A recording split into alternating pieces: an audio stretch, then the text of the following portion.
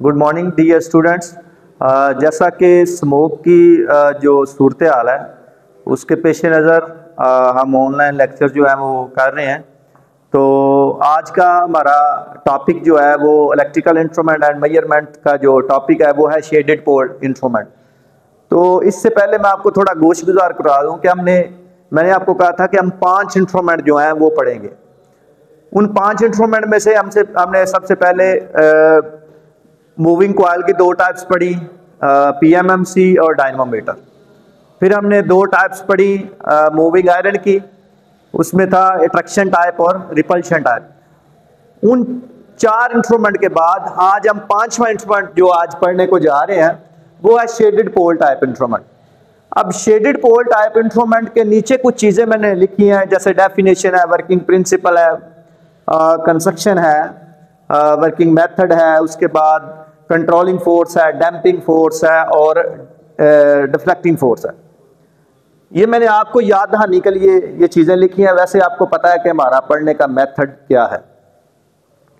आते हैं shaded pole की तरफ। तो शेडेड पोल इंस्ट्रूमेंट ऐसे इंस्ट्रूमेंट है जिनके ऊपर शेडिंग बैंड चढ़ाए जाते हैं। ये मैंने मेंशन भी किया है कि जिनके पोल्स के ऊपर शेडिंग बैंड चढ़ाए जाते हैं इनको शेडेड पोल इंस्ट्रूमेंट कहते हैं।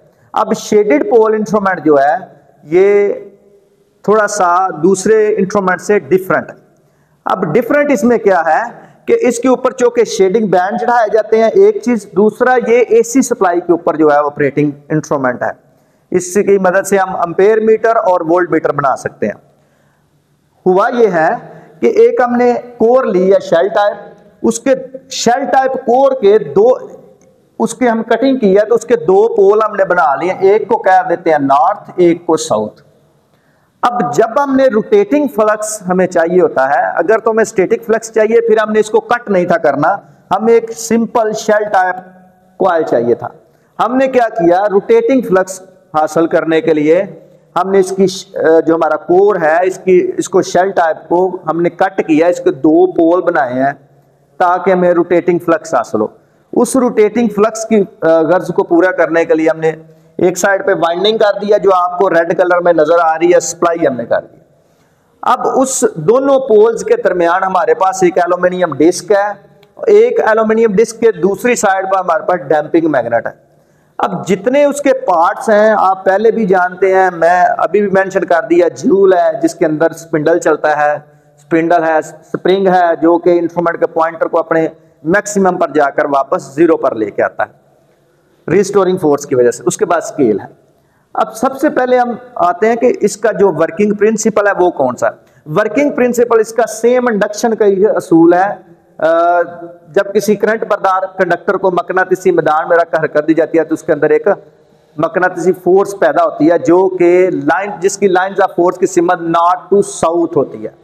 अब नॉर्थ टू साउथ अगर उस वर्किंग प्रिंसिपल को देखें तो हमारी ये नॉर्थ और साउथ है, और हमेशा लाइंस ऑफ फोर्स जो होती हैं उनकी सिमत नॉर्थ टू साउथ ही होती है।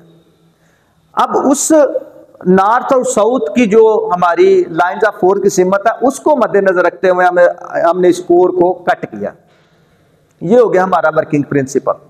उसके बाद है हमारी कंस्ट्रक्शन। तो कंस्ट्रक्शन में मैंने हर चीज मेंशन कर दिया, आपको जो जो चीज इसमें है मैंने हर चीज मेंशन कर दिया। उसके बाद है वर्किंग मेथड।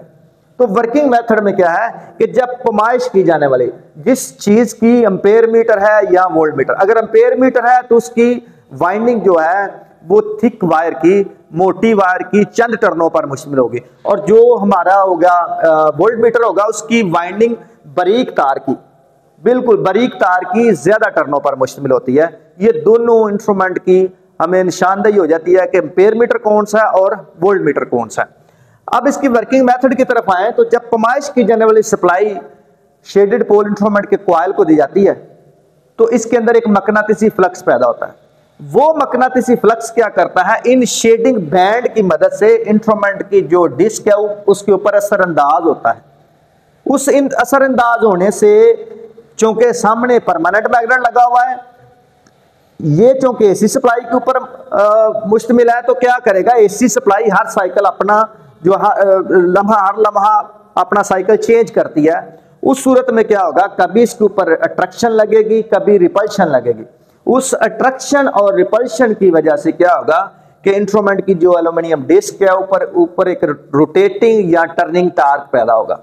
उस रोटेटिंग या टर्निंग टार्क की वजह से डिस्क घूमेगी, डिस्क के रोटेट करने से स्पिंडल, और स्पिंडल के हरकत करने से पॉइंटर जो है वो दर्जादार स्केल के ऊपर हरकत करते हुए हमें रीडिंग फ्राहम कर देगा, और वही हमारी जो रीडिंग है वो मौजूदा इंस्ट्रूमेंट की रीडिंग होगी। बेटा इसके बाद जो है हम उसके कुछ मेरिट्स हैं, डीमेरिट्स हैं कुछ इंस्ट्रूमेंट के, चूंकि इसके नहीं है तो मैंने इसलिए यहाँ पर नीचे मेंशन भी नहीं किए हैं। तो आज हमने 5 इंस्ट्रूमेंट जो हैं वो पढ़ लिए हैं। सबसे पहले मूविंग कॉइल की 2 टाइप्स थी, फिर मूविंग आयरन की 2 टाइप्स हैं, और आज हमने शेडेड पोल इंस्ट्रूमेंट को पढ़ लिया है। तो मेरी आप लोगों से रिक्वेस्ट है कि घर रह के ज़रूर इन चीज़ों को याद रखें और ज़रूर लेक्चर को जो है ना वो सुनें। Good bye.